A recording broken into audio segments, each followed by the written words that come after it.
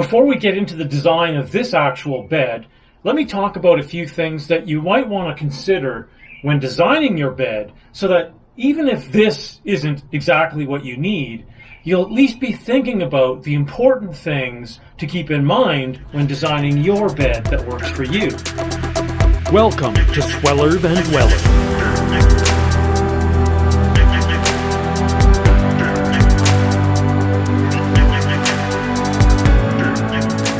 Probably the biggest decision when designing your bed is whether to make it foldable so that during the day it folds up and gives you room to walk around, or if it remains fixed in place, always a bed.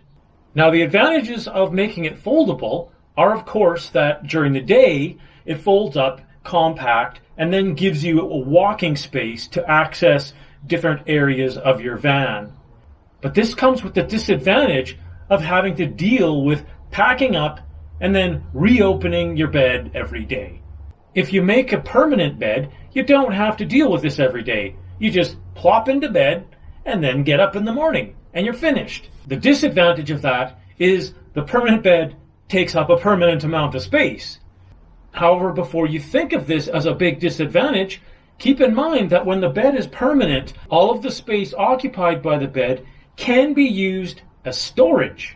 So you can see in this design, which is a permanent bed, I'm sitting in the areas that can be used for a huge amount of permanent storage. If this bed was foldable and we folded everything up, this area would not be usable as storage because that's why I'm folding the bed, is so that I'll have this space to walk. So you need to consider whether you really need that walking space or not. Now, the next thing to consider, which I think is critical for me, you can see right here, is when you're sitting on your bed, you need to have clearance so that when you get up in the middle of the night and you're groggy and you lean up, you're not banging your head on the roof. That will get really tiresome really fast.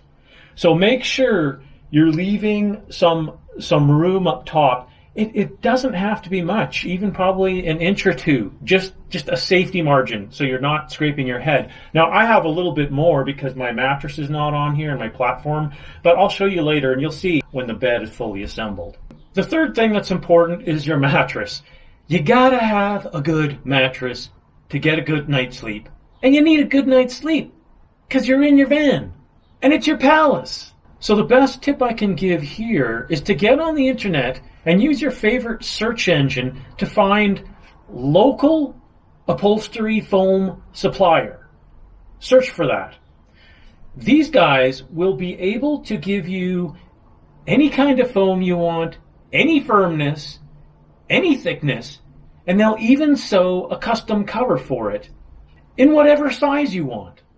And the bonus, we're not done yet, there's more. The bonus is that maybe you find it too thin. Well, you can just go back to them and they'll cut another layer of foam and put it on top. Done. That's the route I went, and it's worked really well for me.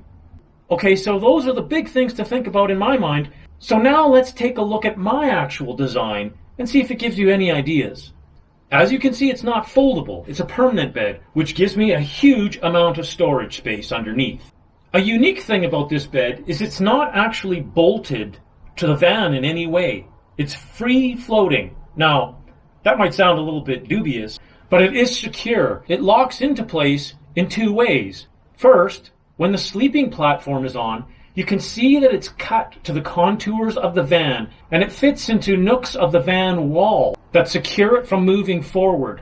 So even if I ever had to hard brake, it would be physically impossible for the bed to move forward. It just won't fit. Second, I used rubber stairway mats to cut and fashion shims of the right size to push up against both the wheel wells and the side of the bed to take up all the excess space and lock it securely into place. I assure you, this holds very well. The other advantage of the rubber stairway mat as shims is that it eliminates any squeaking and creaking of the bed while driving, which can be annoying if you have that problem. I've also cut 4 feet for each corner of the bed that floats it off the floor and eliminates any creaking that way. So as far as the design of this bed, it basically takes 2 sheets of 5/8 inch plywood. Down the center, you can see I've made 1 brace, and I've topped the bottoms and tops of it with 2x2s, both to give strength and also to give me a surface to screw the sleeping platform down onto. On the ends, I also have 2 more braces. And in the middle, there's also a brace.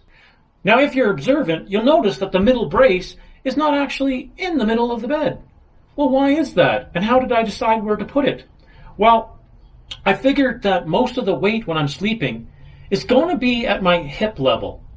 So when I laid down, that is where I wanted the brace to be. Now, I also had a little bit of range in that area. The position of this middle brace also allows me to accommodate 2 storage totes on one side and a 3rd storage tote on the other side. Originally, I made these middle braces to be removable, and the back one still is. Here it is right here, and you can see it just slots in here. I can move it in and out as I want, and I just did that in case I had some larger items at some point that I needed, a bigger space to load them. But now I've made this front brace permanent because I'm turning this section, instead of using a rubber tote, into one that will use sliding drawers. The rubber totes are generally great, but lately I've been finding that some things like electrical cables and small items all get jumbled up into one big mess, so I wanted to have a drawer system to keep those things separate. Now, I used to have this brace further out, right against the wheel well, but I needed to be able to extend it all the way to the front of the bed so that I could have my sliders for the drawer. Well, why couldn't I do that before? I actually used to have it shorter on this end because this is where my water tank goes. So in other words, to extend the brace to the full length of the bed, I actually had to move it inwards so that I could get around my water tank. So that about covers the basic frame. Let's put the sleeping platform on. Now with the sleep platform on, you can see how my storage works. I've got the water jug in the corner, and my new brace that comes right to the front is allowing for my sliding drawer on rails, and then I have another just pull out drawer there, as well as on this side my 2 remaining storage totes. You can see in the corner here I still have more storage where I generally put my stove and my lawn chair, and in the rear there is still space for another 3 totes. Let's put the mattress in now. Okay, so with the mattress in, you can see that, well, we're looking pretty good. If I sit up straight, there's enough clearance here that I'm not in danger of bumping my head. Now, earlier I mentioned about searching for a upholstery foam supplier in your local area to make your mattress, and here you can see my mattress that I got made. I couldn't skimp on the mattress because I need to sleep well. So I got a custom-made, full twin-size foam mattress. It's got a layer of 2-inch firm 2036 foam topped with another layer of 1.5-inch, 0.5-inch waffle 2026 foam. If you appreciate my efforts to make these videos and don't think I'm some sort of crazy lunatic, I would be humbled if you would subscribe to my channel, because it's the only way you can support me and let me know that you want me to continue making more. So until next time, keep your life simple and enjoy your van. Bye for now.